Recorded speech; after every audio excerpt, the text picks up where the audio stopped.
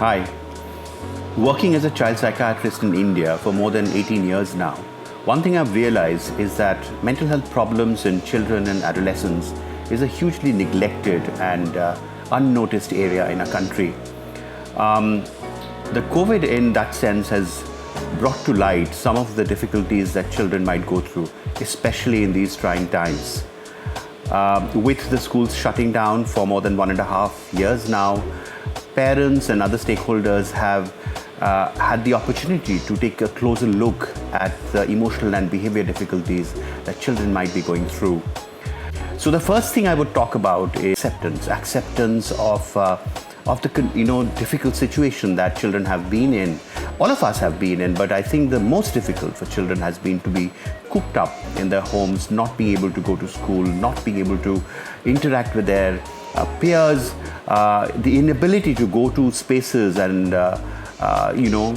activities that are of their interest and which bring them joy and meaning. All those have stopped, and therefore for parents to accept that this has been a very difficult time, and in these difficult times it's become the norm that children have had difficulties with their sleep pattern, with their appetite, sometimes with their moods and mood swings. And be aware that some of these behavioral changes that we see, the changes in their sleep pattern or appetite or the multiple physical complaints they often talk about, is a sign, it's a reflection of their inner emotional state.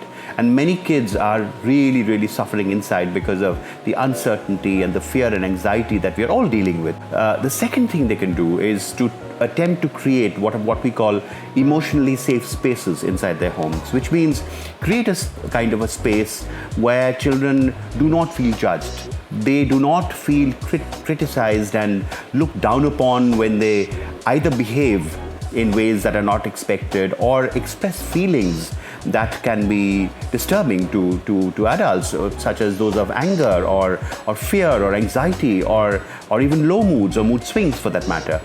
Listen deeply, and many times, when children come to us with any kind of complaints, the first thing as parents or as adults who care for children want to do is to sort it out, and they're looking for solutions immediately. And I don't blame parents for that, because that's their job to take care of children. But that's not what most of the children are looking for. What they're asking for is an understanding, empathy and compassion for what they're going through. They're not necessarily looking for solutions all the time. The fourth thing that we often talk about is a collaborative approach, where you listen to the child and then understand it and paraphrase it and then say to the child that, I have a viewpoint as well. I'm worried too, and I've been through very difficult times myself as a parent. But I wonder whether too much of screen, let's say, is doing any good to you, or I wonder whether not going out at all is helping in any way.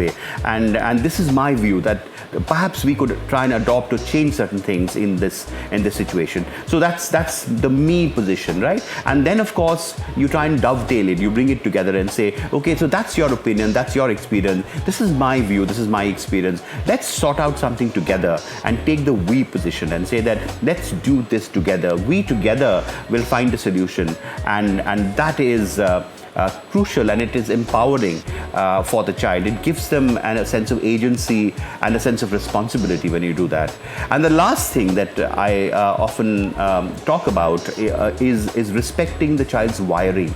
Each child is wired and inspired differently, as we say. Situation affects different children in different ways. For instance, the lockdown for many children has been extremely difficult, especially the ones who were got their joy from going out, meeting friends, playing sports, going to the park, going to music or theatre classes and so on, or even going to school for that matter.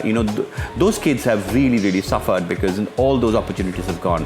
But there are a smaller bunch of introverted kids, who did not like school, who found going and playing with other kids or those demands or expectations from school or other people too heavy and sometimes full of pressure. And those kids have actually thrived in this situation. And that is because they're wired differently. The way their brain is made up is different, and they respond to the environment in different ways. And it's important to understand that each child, even two children in the same home, will have very different kinds of temperaments. And it's important to acknowledge that, accept that, and respond to your child on that basis with respect and with patience.